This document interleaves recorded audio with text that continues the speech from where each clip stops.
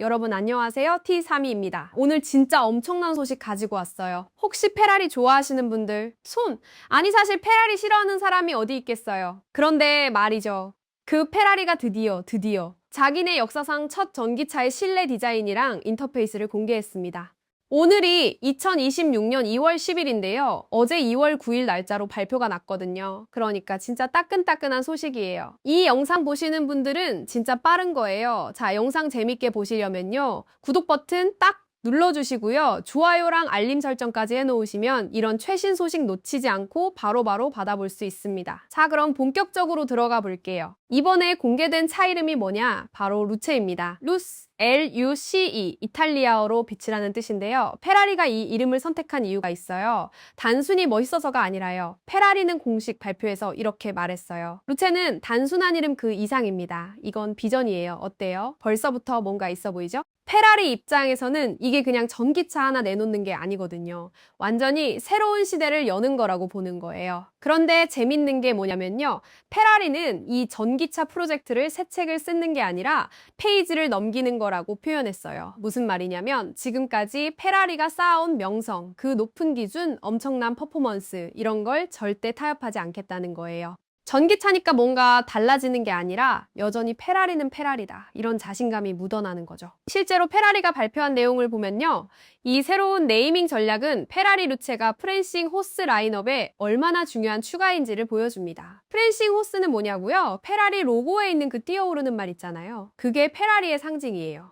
전통과 혁신의 매끄러운 표현을 구현했다고 하네요. 그리고 이어서 뭐라고 했냐면 최첨단 기술, 독특한 디자인, 그리고 클래스 최고의 드라이빙 스릴을 갖췄다. 이거예요. 페라리의 레이싱 헤리티지, 그러니까 경주차로서의 DNA죠. 그리고 스포츠카로서의 영원한 정신, 거기에 현대적인 라이프 스타일에 진화하는 현실까지 다 합쳤다는 거예요. 페라리는 계속해서 기대를 뛰어넘겠다는 페라리의 결의를 보여주는 증거입니다. 미래를 상상하고 감히 도전하는 것이죠. 왜냐하면 리드한다는 건 앞길을 밝히는 것을 의미하기 때문입니다. 그리고 루체가 바로 그 마인드를 담고 있습니다. 진짜 페라리답죠? 이 자신감. 자, 이제 디자인 얘기를 해볼게요. 여기가 진짜 재밌거든요. 페라리가 누구랑 손잡고 이 차를 만들었냐면요. 러브프롬이라는 크리에이티브 집단이에요. 러브프롬, 이거 아무나 아니에요. 설립자가 누구냐면 조니 아이브 경이랑 마크 뉴슨이에요. 조니 아이브 이 이름 들어보셨죠? 애플에서 아이폰 디자인했던 그 전설의 디자이너예요.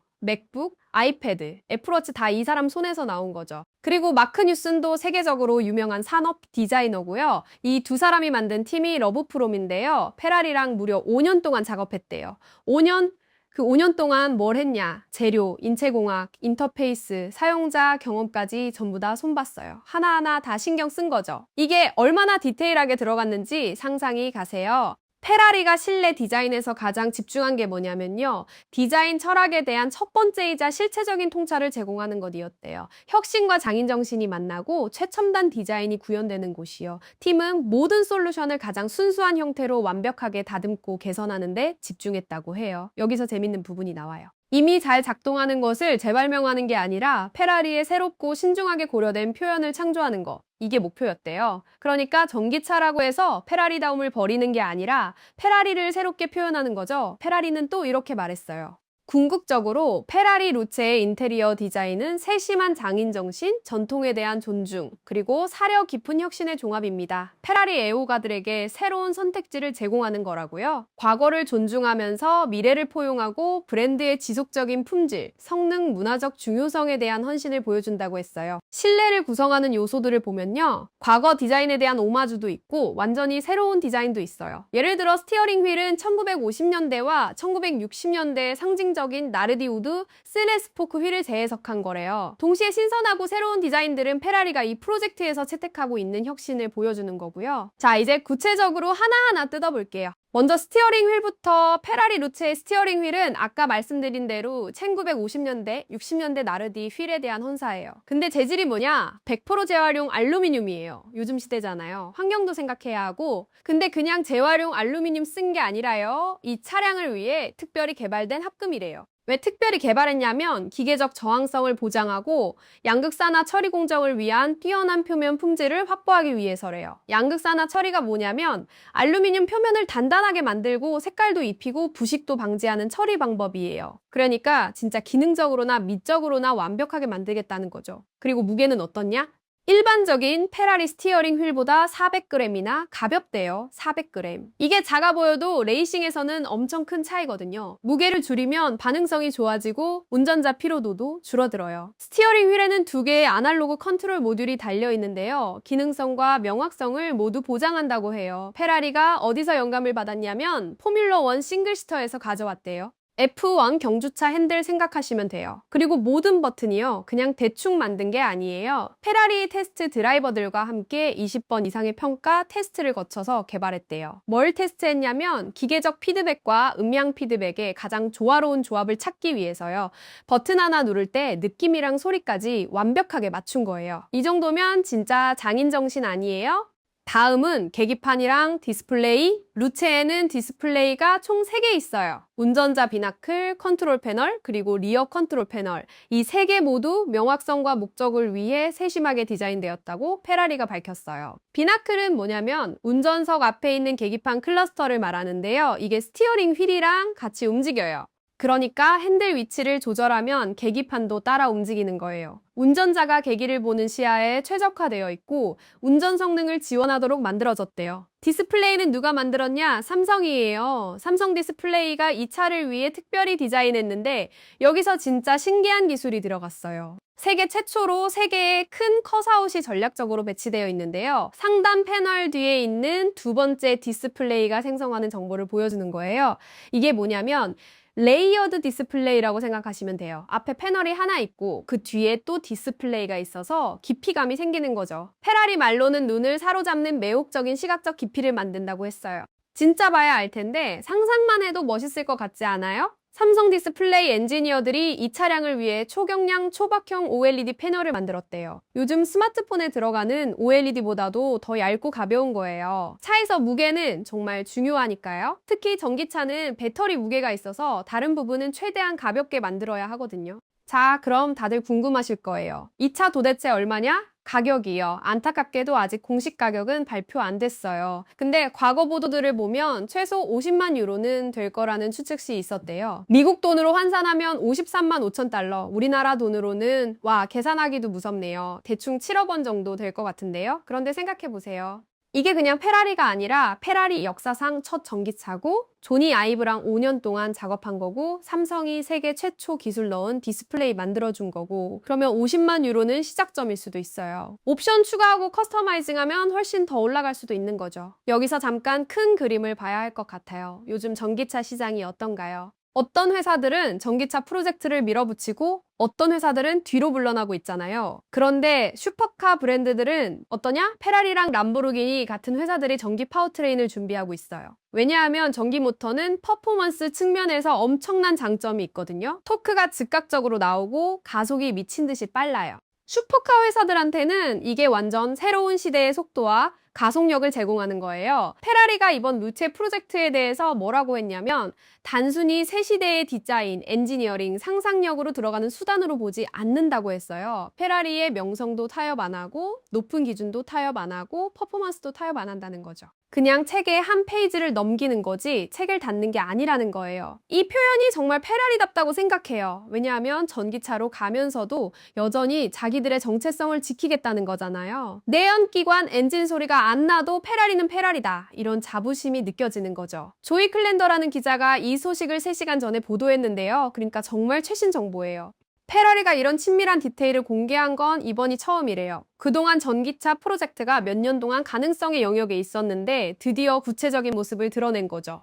생각해보면 페라리 같은 회사가 전기차를 만든다는 게 쉬운 결정은 아니었을 거예요. 페라리 하면 뭐가 떠올라요? V12, 엔진, 그 울부짖는 엔진 소리 배기음 이런 게 페라리의 정체성이었잖아요. 근데 전기차는 조용하거든요. 그래서 많은 페라리 팬들이 걱정했을 수도 있어요. 하지만 페라리는 이걸 기회로 본 거예요. 조니 아이브 같은 세계 최고의 디자이너랑 손잡고 5년이라는 시간을 투자해서 완전히 새로운 페라리를 만드는 거죠. 전통은 존중하되 미래는 포용한다. 딱 이런 컨셉이에요. 스티어링 휠 디자인을 봐도 알 수 있잖아요. 1950년대, 60년대 나르디 휠을 재해석했다는 게 과거를 잊지 않는다는 거고, 근데 100% 재활용 알루미늄의 최신 기술을 적용한 건 미래를 향해 나아간다는 거죠. 삼성이랑 협업한 것도 재밌는 부분이에요. 한국 회사잖아요. 삼성 전통적으로 이탈리아 슈퍼카 브랜드들은 유럽 업체들이랑만 작업했는데 기술력이 뛰어난 아시아 기업이랑도 협업하는 거예요. 그것도 세계 최초 기술을 개발해서 넣는 거고요. 이 OLED 패널 기술 얘기 좀 더 해볼게요. 일반 차에 들어가는 디스플레이랑 뭐가 다르냐면 두께랑 무게가 다른 거예요. 초박형이면서 초경량이라는 게 몇 밀리미터 차이일 수도 있는데 슈퍼카에서는 모든 그램이 중요하거든요. 그리고 레이어드 디스플레이 기술도 진짜 신박해요. 상단 패널에 3개의 컷아웃이 있고 그 뒤에 또 다른 디스플레이가 있어서 정보가 떠오르는 것처럼 보이는 거예요. 3D 효과 같은 건데 실제로 깊이가 있는 거죠. 이게 운전할 때 정보를 더 직관적으로 파악하게 해줄 거예요. F1에서 영감을 받은 버튼 디자인도 그렇고 3번 이상의 평가 테스트를 거친 것도 그렇고 페라리가 얼마나 디테일에 집착하는지 알 수 있어요. 버튼 하나 누를 때 느낌이랑 소리까지 신경 쓴다는 게 이게 진짜 장인 정신이죠. 조니 아이브가 왜 대단한 사람이냐면요. 애플 제품들 봐요. 아이폰, 맥북, 아이패드 다 디자인이 깔끔하고 직관적이잖아요.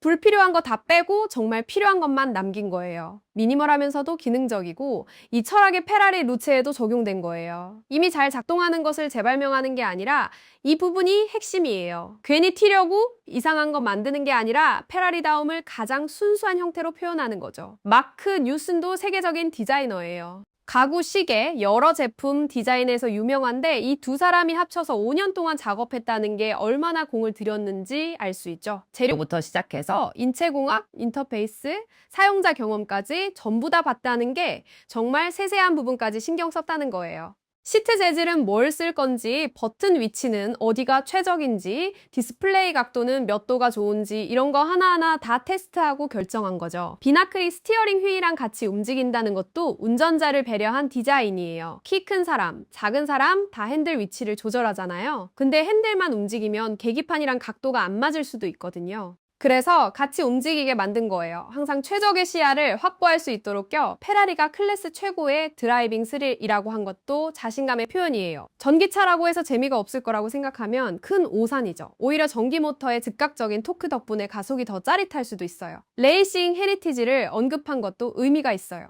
페라리는 F1에서 계속 활약하고 있는 팀이잖아요. 그 경험이랑 기술이 이 루체에도 들어간다는 거죠. 스티어링 휠 디자인만 봐도 F1에서 영감을 받았다고 했고요. 현대적인 라이프 스타일을 언급한 것도 재밌어요. 요즘은 환경도 중요하고 지속 가능성도 중요하잖아요. 100% 재활용 알루미늄을 쓴 것도 그런 맥락이고요. 슈퍼카라고 해서 환경을 무시하는 게 아니라 성능과 환경 둘 다 잡겠다는 거죠. 50만 유로라는 가격이 비싸 보일 수도 있는데 페라리 입장에서는 합리적인 가격일 수도 있어요. 왜냐하면 조니 아이브랑 5년 작업했고 세계 최초 기술 들어갔고 100% 재활용 알루미늄으로 특별히 개발한 합금 썼고 20번 넘게 테스트한 버튼들 있고 그러면 개발비가 엄청 들어간 거잖아요. 게다가 페라리는 대량 생산 브랜드가 아니에요. 희소성이 가치인 브랜드죠. 루체도 아마 한정 수량만 만들 거예요. 그러면 나중에 중고 시장에서도 가치가 올라갈 수 있고요.